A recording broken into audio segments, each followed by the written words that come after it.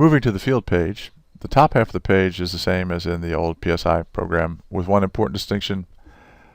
All county soil files have been updated since the PSI program was released. So when you pull in data from old PSI files, all soil map units will be reset to the first entry on the list for that county. On the bottom half of the page is information that has been added in the PMT program. Soil test information has been moved to this page from the old Part B page in the PSI program. Lab phosphorus, and PFIV are the same as in the PSI program. However, DPS, which stands for the degree of P saturation, and which is sometimes referred to as PSR on soil tests, is a new type of soil test information used in the PMT. It's a measure of the fraction of iron and aluminum P binding sites in the soil that have been saturated with phosphorus. In the PMT, it's based on Mehlich 3 extractable phosphorus, iron, and aluminum, and it's used in calculations on the runoff and subsurface pages instead of the PFIV as a better indicator of the P-loss risk. In this transitional version of the PMT, there are two choices for DPS. The default is the estimated DPS. Estimated DPS was recently derived from soil tests that had both PFIV and DPS reported. Dr. Steinhilber summarized this data and found a good correlation between PFIV and DPS. And this correlation is used to estimate the DPS for a field based on the PFIV of that field.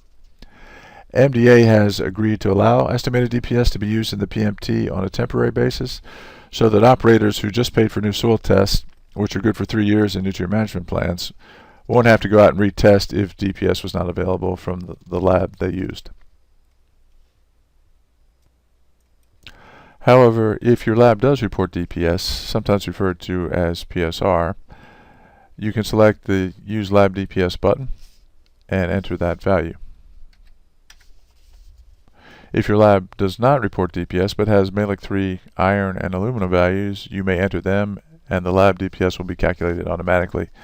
And if you wish to edit these boxes when you're entering the various lab values,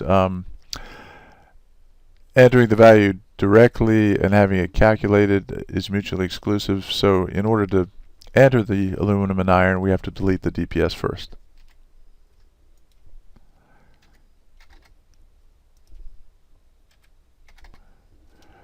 And then the same in reverse. If we wanted to remove iron and aluminum, we would delete that and we would enter the DPS value that is reported directly. Also different in the PMT program are additional options for calculating erosion.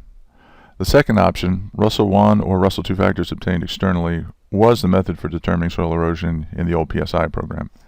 In that program, the Russell information appeared on the Part A page and now appears on the particulate page.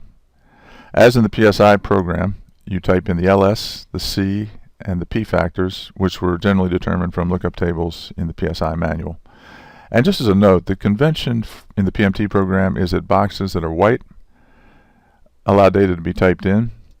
Data in gold boxes are determined by selections or input on other pages, and blue boxes contain calculated values. The final value for a given pathway is indicated by this orange color at the bottom of the page. If you open the old PSI program files, this option will be selected as the Russell method by default.